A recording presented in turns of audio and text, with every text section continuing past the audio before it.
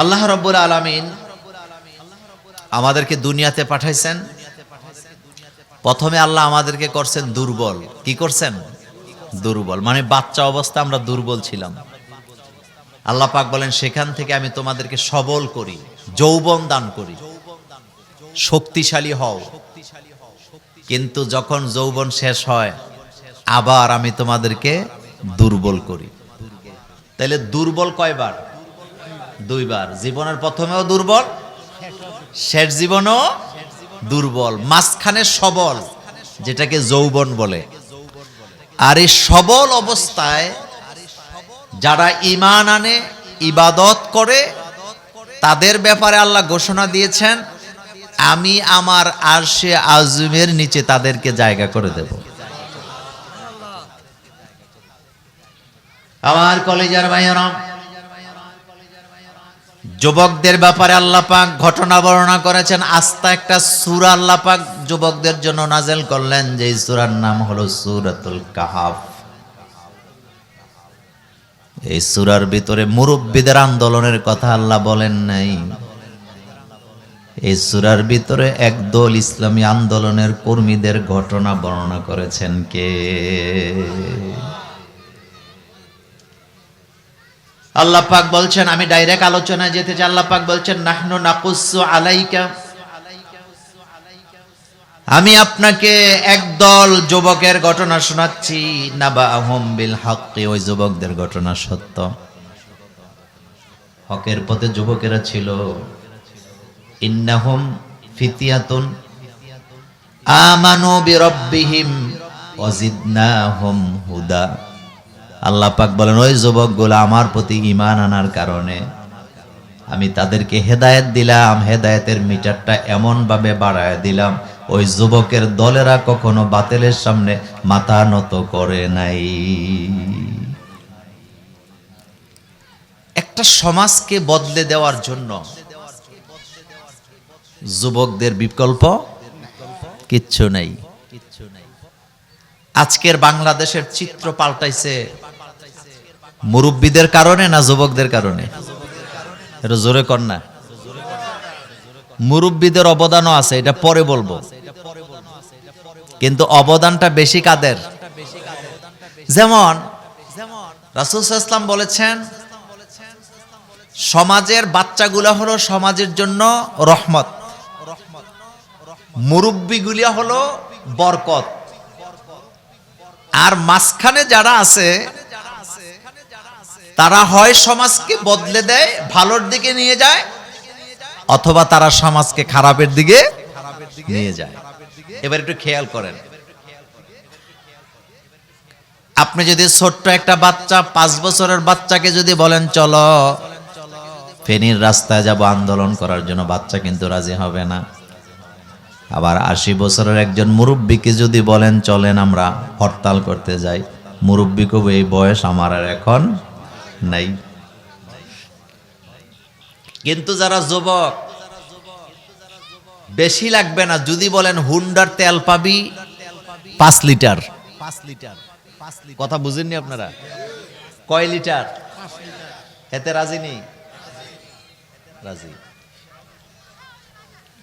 যুবকেরা যদি ভালোর দিকে যায়, সমাজ ভালোর দিকে চলে যায়। যুবকেরা যদি খারাপের দিকে যায়, সমাজ কোন দিকে যায়? খারাপের দিকে। আল্লাহ পাক বলছেন, আমি একদল যুবকের ঘটনা তোমাকে শোনাচ্ছি। সেই যুবকগুলো আমার প্রতি ঈমান এনেছিল, আর আমি আল্লাহ তাদেরকে হেদায়েত দিয়েছিলাম। সুবহানাল্লাহ। আমার কলেজের ভাইয়েরা, পৃথিবীতে যত নবীর আগমন ঘটেছিল, একজন নবীকে আল্লাহ পাক শিশু বয়সে নবুয়তের দায়িত্ব পালনের কথা বলেন নাই। ফালাম্মা বালাগা আশুদ্দাহু ওয়াস্তাওয়া আতাইনাহু হুকমা ওয়া ইলমা। আল্লাহ পাক বলেন, প্রত্যেক নবীকে আমি নবুয়ত দিলাম, মানে অনেক সময় যখন তারা যৌবনের শীর্ষে চলে গেল, তারা যখন যৌবন প্রাপ্ত হলো, তখন আমি তাদেরকে নবুয়তের দায়িত্ব দেই। আপনার আমার নবী জনাবে মুহাম্মদ রাসূলুল্লাহ সাল্লাল্লাহু আলাইহি ওয়াসাল্লামকে আল্লাহ পাক 41 বছরের প্রথম দিনে নবুয়তের দায়িত্ব দিলেন। কিন্তু কথা ভুল বুঝবেন না, নবী কিন্তু 41 বছরের প্রথম দিনে নবী হয় নাই। নবী তখন আদম আলাইহিস সালাম কাদা মাটি ছিলেন যখন। রাসূল সাল্লাল্লাহু আলাইহি ওয়াসাল্লামকে প্রশ্ন করা হলো, রাসূল আপনি কখন থেকে নবী? আল্লাহর নবী বললেন, বাবা আদম যখন কাদা মাটি আর রূহের মাঝখানে, বাবা আদম যখন বডি অবস্থায়, কাদা মাটি অবস্থায় আর রূহের মাঝখানে যখন ছিলেন, তখন থেকে আমি নবী। তার মানে প্রত্যেক নবীকে আল্লাহ পাক রূহের জগতে নবী হিসাবে ঘোষণা দিয়েছেন। কিন্তু পৃথিবীতে আসার পরে শিশু অবস্থায় নবীর নবুয়তের দায়িত্ব পালন করার কথা আল্লাহ বলেন নাই। প্রত্যেক নবীকে আল্লাহ যৌবনপ্রাপ্ত হওয়ার পরে নবুয়তের দায়িত্ব পালনের অর্ডার করেছেন, যাতে করে নবীরা দায়িত্ব পালনে কোনো প্রতিবন্ধকতা সৃষ্টি না হয়, কোনো দুর্বলতা প্রকাশ না পায়। যেরকম সুবহানাল্লাহ। যুদ্ধে যাবার সময় এখন, যৌবনকাল শীর্ষে থাকে যখন। আপনি পুলিশে ভর্তি হতে চান, আর্মিতে যেতে চান, বুড়া বয়সে আপনি যেতে পারবেন না, কারণ আপনি যৌবন হারাইছেন, শরীরে শক্তি নেই, আপনি আউট অফ কন্ট্রোলে চলে গেছেন। এজন্য পুলিশ, আর্মিতে, বিজিবিতে, বিডিআরে ভর্তি হওয়ার জন্য নির্দিষ্ট একটা বয়স লাগে নাকি লাগে না? জেহাদের ময়দানে যেতে হলো একটা বয়স লাগে। আমার কলিজার ভাইয়েরা, যুবকদেরকে আল্লাহ পাক এত বেশি ভালোবাসেন। বুখারীর হাদিসে আসছে 8 প্রকার লোককে আল্লাহ পাক কিয়ামতের ময়দানে আসে আজিমে জায়গা দিবেন ছায়ার নিচে, যখন কোনো ছায়া থাকবে না। তার ভিতরে একটা হলো শাবাবুন, ওই যুবক যেই যুবক তার যৌবনকালটা আল্লাহর গোলামিতে কাটায়া দিছে। যৌবনকাল বড় মারাত্মক ফিতনার কাল। যৌবনে ইচ্ছা করলে মদ খাইয়া, জুয়া খেইলা, আড্ডা মাইরা, তাস খেইলা, লুডু খেইলা জীবনটা শেষ করে দেওয়া যায়। আবার যৌবনকালটা আল্লাহর জন্য ওয়াকফ করে দিয়া কোরআনের আন্দোলনেও শেষ করার সুযোগ আছে না নাই? হিসাব করেন তো, যৌবনকালটা আমরা কি করছি? আল্লাহর হাবিব বলেছেন, 5টা জিনিস আসার আগে 5টা জিনিসকে মর্যাদা দেওয়া তোমাদের জন্য জরুরি। তার ভিতরে একটা বলেছেন, বিদ্যা হওয়ার আগে যৌবনকালকে মর্যাদা দাও। কারণ আমরা যারা যুবক, আমরা আসরের ওযু দিয়ে এশার নামাজও পড়তে পারি, কিন্তু যারা বুড়ো হয়ে গেছে এক ওয়াক্তের ওযু দিয়ে আরেক ওয়াক্ত পড়তে পারে না। শরীরের মধ্যে দুর্বলতা আছে না নাই? যারা যুবক, ইচ্ছা করলেই আসরের ওযু দিয়ে কোন নামাজ পড়তে পারে? এশা, কোনো সমস্যা নাই। পড়াটা বাধ্যতামূলক না, কিন্তু পড়তে পারবে কি পারবে না? পারবে। সে তার শরীরের উপরে কন্ট্রোল আছে। কিন্তু যাদের বয়স 80 বছর, 70 বছর, 65 বছর হয়ে গেছে, তারা কি পারবে? না। 80 বছরের মুরব্বীরা, 70 বছরের মুরব্বীরা আল্লাহর গোলামি করার জন্য যখন দাঁড়ায়, তখন এই কথা প্রমাণিত হয়, মৃত্যুর ভয়ে তারা দাঁড়াইছে। তারা বুঝে গেছে আমাদের হায়াত আর বেশি দিন নাই। কিন্তু যৌবনে যারা দাঁড়ায়, বুঝতে হবে তার কলিজার ভিতরে আল্লাহর ভয় আছে না নাই? দুইটার মধ্যে পার্থক্য আছে। সুবহানাল্লাহ কোন? দুইটার মধ্যে কি আছে? হযরত ইউসুফ আলাইহিস সালাম যেই বয়সে জুলেখার জালে তিনি ধরা পড়েছিলেন, আল্লাহর ভয় যদি ইউসুফ আলাইহিস সালামের কলিজার মধ্যে না থাকতো, তাইলে তিনি জুলেখার হাতে ধরা পড়ার সম্ভাবনা ছিল নাকি ছিল না?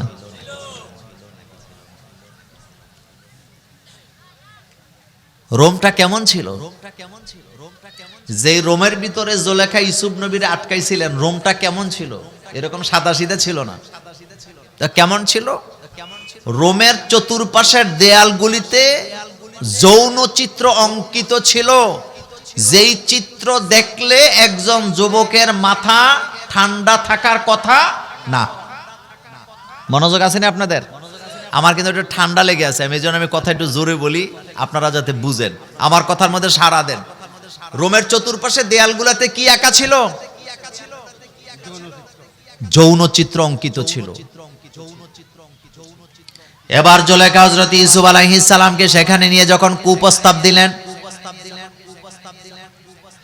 ওই রুমের ভিতরে তিনজন ছিল। জোরে বলেন কয়জন?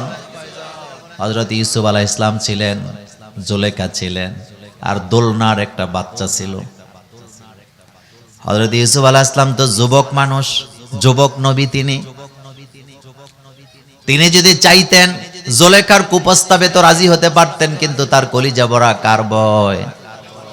জুলেখা যখন তাকে কুপ্রস্তাব দিলেন, তিনি আকাশের দিকে তাকায় চিৎকার দিয়ে বললেন, মাআযাল্লাহ, আমার আল্লাহ, তুমি আমারে হেফাজত করো।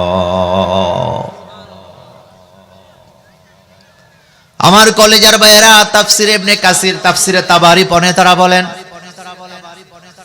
হযরত ইউসুফ আলাইহিস সালাম যুবক মানুষ, কিন্তু তার কলিজা ভরা আল্লাহর ভয় থাকার কারণে যে রুমের ভিতরে তাকে বদ্ধ করা হয়েছিল, ওই রুম থেকে একটা দুইটা নয়, তালাবদ্ধ 10টা দরওয়াজা ছিল, একটার পর একটা।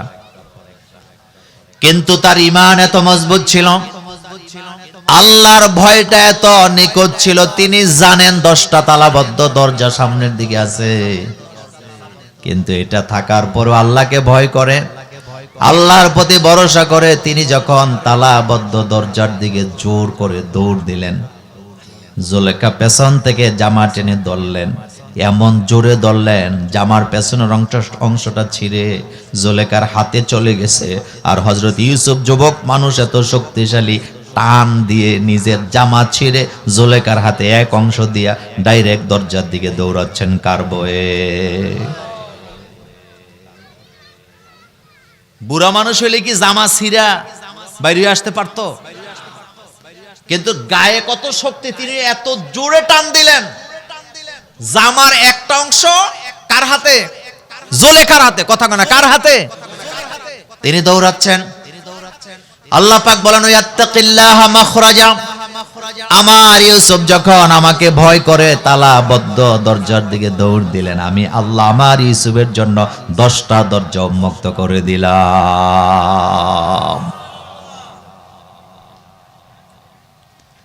আমার কলেজের ভাইয়েরা, যুবকেরা, এই কথার মধ্যে রাজনীতি খোঁজার দরকার নাই, কথাটা বোঝার জন্য বলি। যে ইউনিভার্সিটিতে নামাজি ছেলেরা থাকে, ওই ইউনিভার্সিটির মসজিদগুলা সুন্দর করা লাগে, কার্পেটও বিছাইতে লাগে।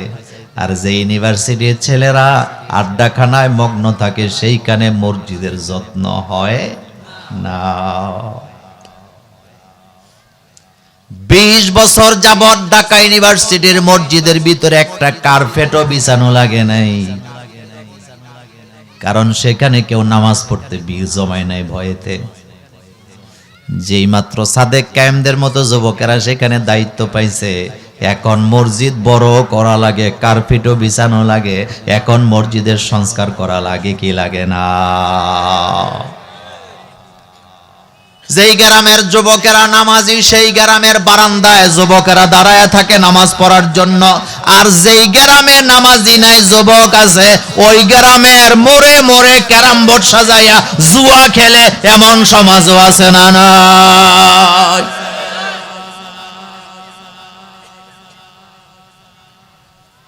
যুবকেরা যদি ভালো হয়ে যায়, সমাজ ভালো হয়ে যাবে।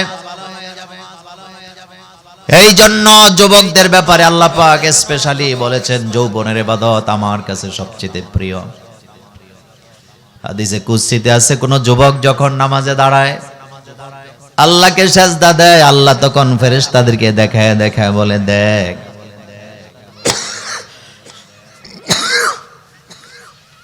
তোরা না নিষেধ করছিলি আমারে আদম বানাবার জন্য, তাকায়া দেখ আদম সন্তান যৌবনে আমি আল্লাহরে ভুলে নাই। আল্লাহ বলেন, আমার যুবক বান্দা যখন আমারে সেজদা দেয়, আমি তখন ফেরেশতাদের কাছে আমার যুবক বান্দাকে নিয়ে গর্ব করতে থাকি।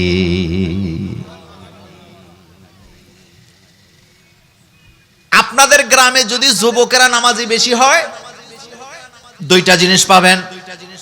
মসজিদে মুসল্লি বেশি পাবেন, এলাকায় মাহফিল পাবেন। কিন্তু যে এলাকার যুবকেরা নামাজ পড়ে না, আড্ডাবাজ, নেশা করে, ওই এলাকায়ও দুইটা জিনিস পাবেন। একটা পাবেন ক্লাবঘর, আরেকটা পাবেন গানের আড্ডাখানা। কথা কন না কেন? কথা সত্য নেই? এই যে আজকে এখানে মাহফিল হচ্ছে, যুবকেরাই কিন্তু মাহফিল দিছে। কিন্তু এই যুবকগুলা যদি বেনামাজি হতো, যুবকগুলার হৃদয়ে যদি আল্লাহর ভয় না থাকতো, তাহলে তো তারা এখানে একটা গানের আসরও দিতে পারত। তার মানে বোঝা গেল যে এলাকায় নামাজি যুবক আছে, সেই এলাকায় আল্লাহর ভয়ে যুবকেরা গান বাদ্য করে না, জুয়াও খেলে না, নেশায়ও মগ্ন হয় না, বরং তাদের এলাকায় কোরআনের আলোচনার নামাজ আছে না নাই? ইমান যৌবনে আনবো না বুড়া হওয়ার পরে আনবো? বুড়ো হইলে তো আপনি এমনিই যাইবেন, তখন চিন্তা আখেরাতে। তখন চিন্তা কিসের? আখেরাতের। কোন মুরব্বীরে যদি আপনি বলেন আসেন হরতাল দিয়া গাড়ি ঘোড়া ভাঙবো, যাবে? যাবে না। আমি আজকে সূরাতুল কাহাফ থেকে কাহাফের আলোচনা করব না, আমি শুধু একটা আয়াতের আলোচনা করব। সেটি হচ্ছে যুবকেরা যখন আল্লাহর প্রতি ঈমান আনলেন, আল্লাহ তাদেরকে সাহায্য করলেন নাকি করলেন না? দাগিয়ানুস বাদশাহ তার দেশে আইন করলেন, এই দেশে, এই রাজ্যের মধ্যে আল্লাহর কোনো গোলামি চলতে দেওয়া হবে না। একদল যুবকেরা গোপনে গোপনে ঈমান আনলেন। সুবহানাল্লাহ পড়েন। আমাদের দেশে কিছু লোকেরা আছে, আমি দেখি একদল আরেক দলের খোঁটা দেয়, কয় তারা তো গুপ্ত রাজনীতি করে। গুপ্ত রাজনীতি বলতে পৃথিবীতে কোনো রাজনীতি নাই, গুপ্ত দাওয়াত বলতে কোনো দাওয়াত পৃথিবীতে নাই। পরিবেশ যখন যেমন থাকবে, কাজ বন্ধ করা যাবে না। মক্কায় রাসূলুল্লাহ প্রকাশ্যে দাওয়াতি কাজ করতে পারেন নাই, সেজন্য সাহাবাদেরকে নিয়ে গোপনে দাওয়াতি কাজ করেছেন। মদিনাতে প্রকাশ্য করার পরিবেশ ছিল, মদিনাতে প্রকাশ্যে করেছেন। সুতরাং গোপন বলতে কিছু নাই, পরিবেশ যেমন দাওয়াতও হবে তেমন। কথা কি বুঝাইতে পারলাম? পরিবেশ যেমন দাওয়াতও হবে তেমন। হযরত ইব্রাহিম আলাইহিস সালাম গোপনে গোপনে দাওয়াতি কাজ করছে না? হযরত মূসা আলাইহিস সালাম গোপনে গোপনে দাওয়াতি কাজ করছে না? তো তোর মাথার মধ্যে কি কুত্তায় কামড়াইছিস, তুমি বুঝো না দাওয়াতি কাজ কেমনে করতে হয়? দাওয়াতি কাজ মানে হলো পরিবেশ যেমন দাওয়াতের সিস্টেম হবে তেমন। কিন্তু দাওয়াতি কাজ বন্ধ করার কোনো সুযোগ নাই। এখন এই যুবকগুলা ঈমান আনলেন কার প্রতি? আর আল্লাহ পাক এই যুবকদের ঈমান আনার ঘটনা এবং তাদের যে অলৌকিক ঘটনা আল্লাহ ঘটাইলেন, তাদেরকে যে আল্লাহ গুহার মধ্যে ঘুম পাড়ায় রাখলেন, আল্লাহ যে তাদেরকে হেদায়েতের পথে রাখলেন, এই ঘটনাটা আল্লাহ আমাদেরকে শোনাবার জন্য আস্ত একটা সূরা নাযিল করলেন। সেই সূরার নাম হলো সূরাতুল কাহাফ।